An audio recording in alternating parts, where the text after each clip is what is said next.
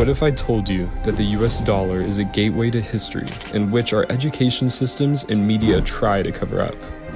That you are being lied to consistently in order to keep power in place for the 1% of the world's population?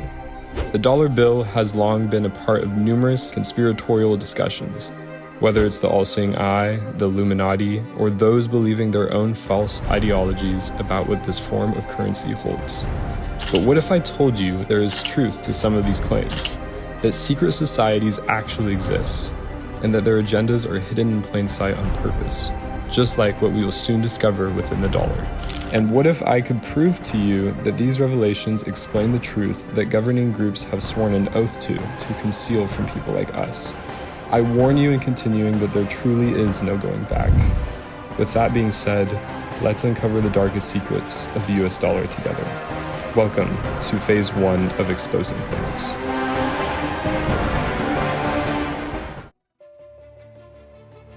Let's begin with the pyramid. Why is there a pyramid on the dollar bill? And why does it have an all-seeing eye as its capstone?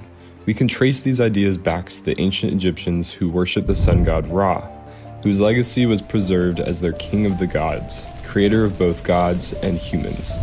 The eye on the dollar bill could symbolize the Eye of Ra, or Horus, which represents power, healing, and protection for those who worship these gods. If we dig a bit deeper into the idea of this eye, we will find that a secretive group of people called the Masons referred to it as the all-seeing eye of God, or the Eye of Providence, which watches over all of mankind. And that's exactly what a quick Google search will get you. But is there a deeper meaning here? Does the phrase, "In God we trust," on our dollar bills really correlate to the God of the Christians? Or is there another God that is being referred to? God can mean many things to an individual. Money can be our God, idols can be our God, power can be our God. So if this truly is the God of the Christians that is being referred to on our dollar bills, then why is a pyramid of the ancient Egyptians being depicted on US currency? Simply admiration of ancient history, or something deeper? The eye could also represent our third eye, or the mind's eye. It could represent the all-seeing eye that we have and the steps that we can take to become our own God.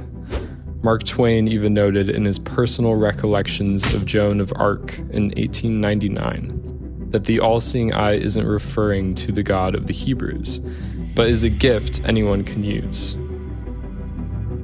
And I quote, "The common eye sees only the outside of things, and judges by that. But the seeing eye pierces through and reads the heart and the soul, finding their capacities which the outside didn't indicate or promise, and which the other kind of eye couldn't detect," end quote. If we read above the pyramid, we will find the statement in Latin which says, "Annuit coptis." This means, when translated, "He, being God, has favored our undertakings." But again, we should ask ourselves, which God is being referred to here? And has this God truly favored their beginnings with the foundation of the United States?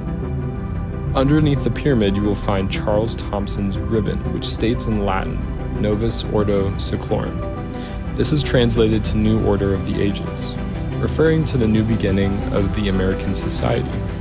However, some have theorized that it also refers to the beginning of the New World Order, which will come about by bringing order and dictatorship out of chaos.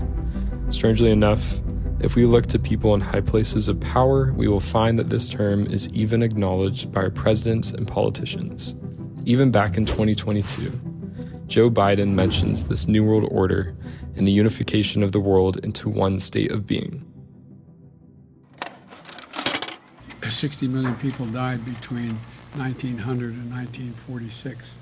And since then, we established a liberal world order, and that hadn't happened in a long while. A lot of people died, but nowhere near the chaos. And now is the time when things are shifting. There's going to be a new world order out there, and we've got to lead it. And we've got to unite the rest of the free world in doing it. So there you have it. But in case of the off chance that it was the dementia again, here is George H.W. Bush's address of the Persian Gulf in 1991. This is an historic moment We have in this past year made great progress in ending the long era of conflict and Cold War. We have before us the opportunity to forge for ourselves and for future generations a new world order, a world where the rule of law, not the law of the jungle, governs the conduct of nations. When we are successful, and we will be, we have a real chance at this new world order, an order in which a credible United Nations can use its peacekeeping role to fulfill the promise and vision of the UN's founders. We have no argument with the people of Iraq. There is something quite peculiar about the way Bush mentions the NWO, or New World Order, almost as if he is lit up with excitement. Definitely strange. There is another detail within the pyramid seal which is quite interesting, and that is the anagram.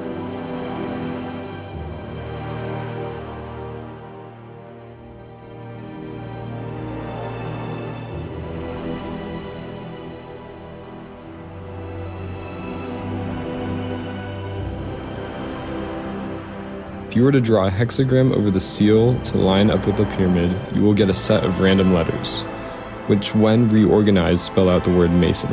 The hexagram also symbolizes the Star of David, or Star of Remphan, which will be discussed in another phase. So who really are the Masons and what do they have to do with the dollar bill? Masons, also known as Freemasons, are part of the oldest and largest fraternal organization in the world called Freemasonry. This all-men society developed throughout the Middle Ages, and it was the Masons who helped build majestic castles and cathedrals in Europe. These Masons dispersed themselves across the world, setting up lodges in almost every community they could find. There are almost 2 million Masons in North America today. On the outside, they are nothing more than the Brotherhood of Man, they deem themselves, declaring that the purpose of Masonry is to make good men better, and that through self-improvement they can create a better world for others. On the inside, however, they are full of secrets which they purposely hide in plain sight. The social framework of Freemasonry is separated into 33 degrees. At the bottom are the new guys, who are introduced to the ladder as first-degree entered apprentices. They look onto the allied organizations, all branches of the same Freemasonic tree. They see the different degrees ranging from the Master Masons, Archmasons, Royal and Select Masons, all the way to the Knights Templar and chivalric orders of the Red Cross, Malta, and the Temple. What they may or may not know is that the ladder is associated with Mithraic, Kabbalistic, and numerous other mystery religions. The rungs of the ladder are divided into youth, manhood, and old age. W.L. Wilmhurst describes the ladder by saying, and I quote, "Jacob's vision and ladder therefore exemplify the attainment of initiation. The expansion of consciousness, which comes with the light of the center, is found." End quote. He mentions the biblical story of Jacob's ladder to illustrate how the ladder works. But what is he referring to by the light at the center? Let the brother receive the light.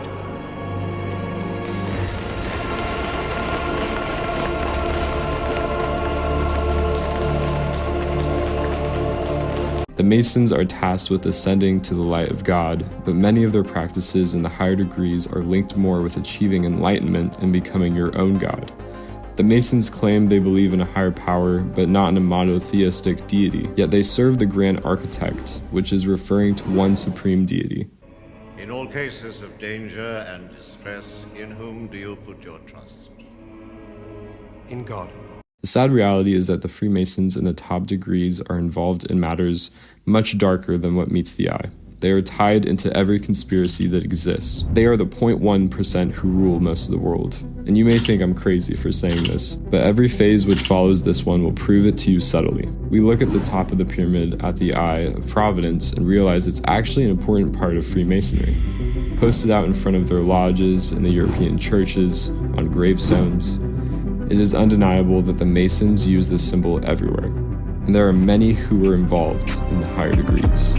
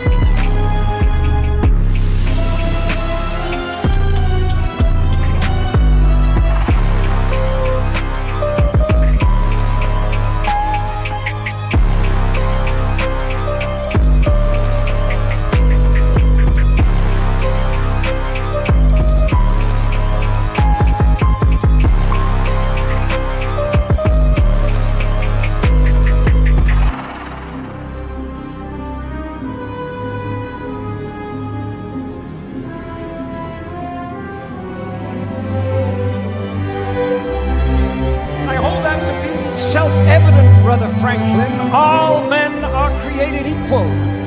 Indeed, Brother Washington. All Freemasons meet as equals, and we have an opportunity to create a nation in the very essence of Masonic morality. It would be wonderfully symbolic, don't you think?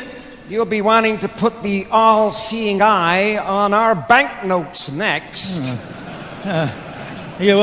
You think I'm taking it a bit far? Please don't ask me questions like that, Brother Franklin. You know I cannot tell a lie. Oh, come on, Brother Washington. Everybody lies occasionally, surely, especially politicians. Not me. Not even so much as an alternative fact. We must all be aware of fake news. Foundation stone of our new nation, built on all those principles that we hold dear. The plans for our new capital city already have a very Masonic feel to them, yeah. Candidate for initiation into the Order, I'm giving him a little introduction into some of our mysteries. These two gentlemen are founding an entire nation built on our principles. We have great promises for our new nation. You know, I wonder if other presidents after me will also be Freemasons. Many will be.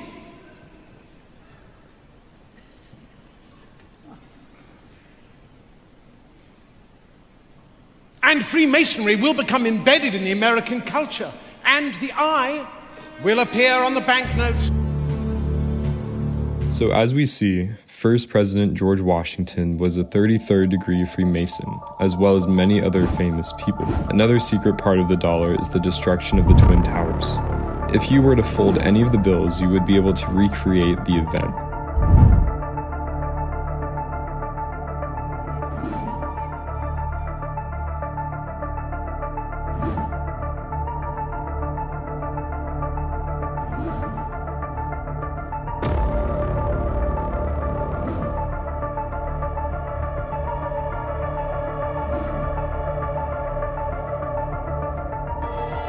Crazy how this event plays out in sequential order from the $5 to $100 bill.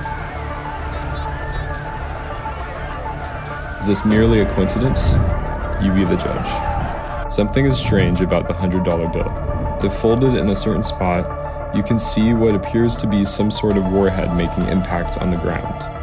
The other side of the bill shows what looks like a flood, which we have seen in movies such as The Day After Tomorrow and several others, where New York City is destroyed.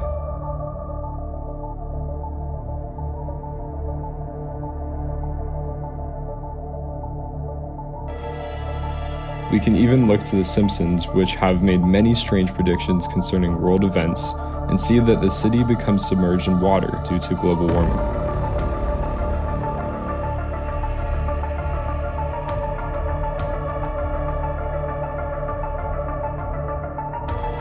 If we retrace our steps to the pyramid, we will find that the Roman numerals contain another strange message with its inscription.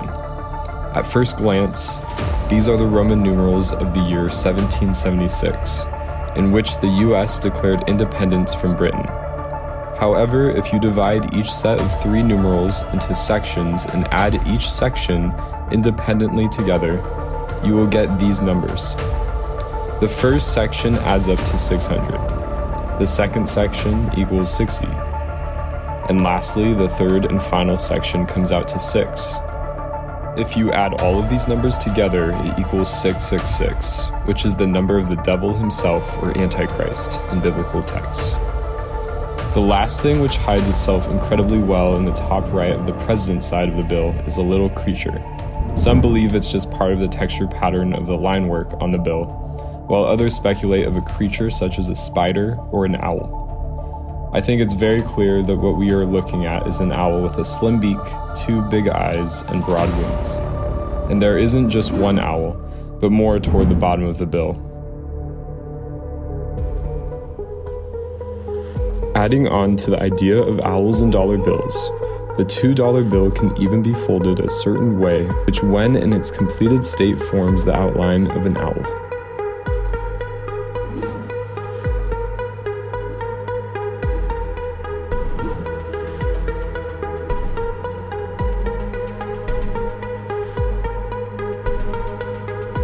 But let's just speculate and say it's a spider for those who believe it spun the web that we see next to it. Whether it's an owl or a spider, these creatures both directly correlate to a secret society in Northern California, which includes some of the most powerful people in the world.